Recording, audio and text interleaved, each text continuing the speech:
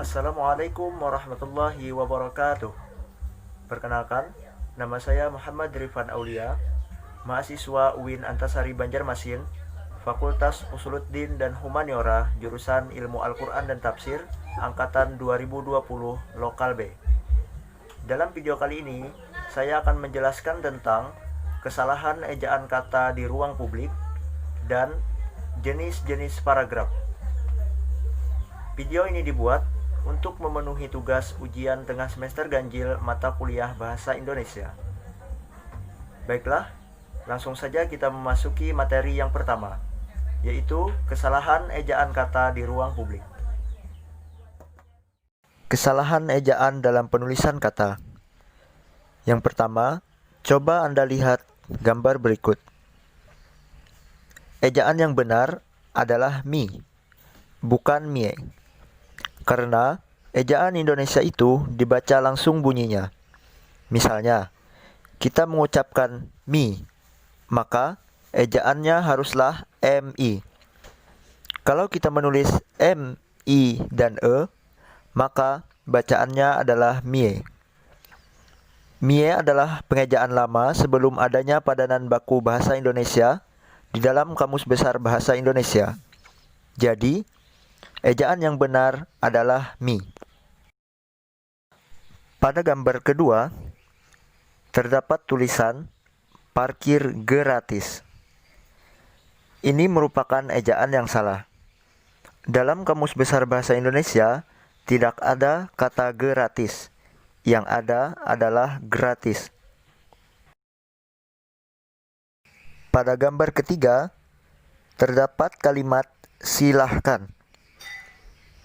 Kata yang benar dan memenuhi kaidah bahasa Indonesia adalah silakan, bukan silahkan. Silakan berasal dari kata sila yang berarti sudikah kiranya, atau bisa dibilang kata perintah yang disampaikan secara halus. Pada gambar keempat, penulisan mata uang rupiah. Dalam pedoman umum ejaan bahasa Indonesia, penulisan mata uang rupiah yang benar adalah Rp tidak diikuti dengan tanda titik, namun langsung dilanjutkan dengan nominal angka. Contohnya seperti di bawah ini. Pada gambar kelima, terdapat kalimat PT Gunung Slamet Slawi. Pada umumnya, orang menulis singkatan itu dengan tanda titik. Penulisan seperti itu sebenarnya tidak benar. Sesuai pedoman umum ejaan bahasa Indonesia, yang benar adalah setelah PT tidak disertai dengan tanda titik. Selanjutnya, kesalahan ejaan kata serapan bahasa asing. Coba Anda perhatikan gambar berikut. Terdapat tulisan fotokopi. Banyak kata serapan dari bahasa asing terkadang memiliki penulisan berbeda, meskipun pengucapannya relatif sama. Contohnya seperti fotokopi, diserap ke dalam bahasa Indonesia menjadi fotokopi. Jadi, ejaan yang benar adalah fotokopi. Selanjutnya, pada gambar kedua, terdapat kata praktek. Tulisan yang benar adalah praktik, bukan praktek. Kata praktik diserap dari bahasa Inggris, yaitu practice. Oleh karena itu, ejaan yang benar adalah praktik. Pada gambar ketiga, terdapat tulisan spesialis. Penulisan yang benar adalah spesialis. Kata ini diserap dari bahasa Inggris, yaitu specialist, yang artinya ahli. Pada gambar keempat, terdapat tulisan akuarium. Sering kita temui toko akuarium yang menulis di depan tokonya, tetapi masih dengan kata yang salah. Penulisan yang benar adalah tidak menggunakan huruf Q, tetapi menggunakan huruf K. Kata akuarium diserap dari bahasa Inggris, yaitu aquarium. Pada gambar terakhir, terdapat tulisan standar. Kata ini berasal dari bahasa Inggris, yaitu standar. Kemudian diserap ke dalam bahasa Indonesia menjadi standar. Jadi, penulisan yang sesuai dengan kaidah bahasa Indonesia adalah standar, bukan standar. Selanjutnya, kita masuk kepada materi yang kedua, yaitu jenis-jenis paragraf.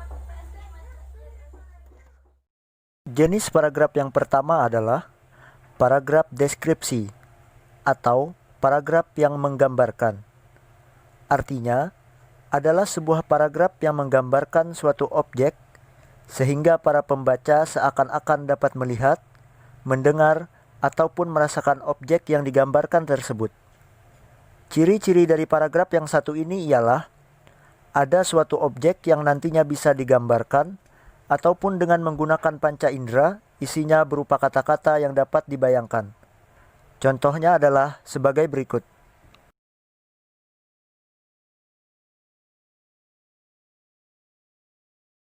Yang kedua, paragraf persuasi. Paragraf persuasi isinya berupa ajakan, bujukan, ataupun mempengaruhi pembaca agar melakukan sesuatu sesuai dengan yang dituliskan. Ciri-ciri dari paragraf yang satu ini ialah adanya bukti ataupun fakta untuk meyakinkan pembaca. Terdapat kata bujukan ataupun anjuran seperti sebaiknya, mari, dan lain sebagainya. Biasanya, paragraf persuasi juga dilengkapi dengan alasan ataupun keuntungan bagi siapa saja yang mau mengikuti bujukan ataupun anjuran. Contohnya adalah sebagai berikut.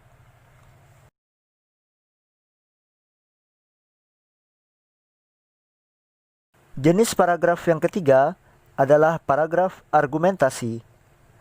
Paragraf argumentasi adalah paragraf yang menjelaskan tentang sebuah pendapat dan dilengkapi dengan berbagai macam keterangan serta alasan. Hal tersebut ditujukan untuk meyakinkan para pembacanya. Ciri-ciri dari paragraf argumentasi adalah adanya pendapat beserta alasannya. Bahkan, paragraf tersebut juga dilengkapi dengan bukti ilmiah, subjektif, kesimpulan, bahkan bukti dan referensi. Contohnya adalah sebagai berikut. Itulah tadi beberapa kesalahan ejaan kata di ruang publik serta jenis-jenis paragraf. Semoga video ini bermanfaat. Wassalamualaikum warahmatullahi wabarakatuh.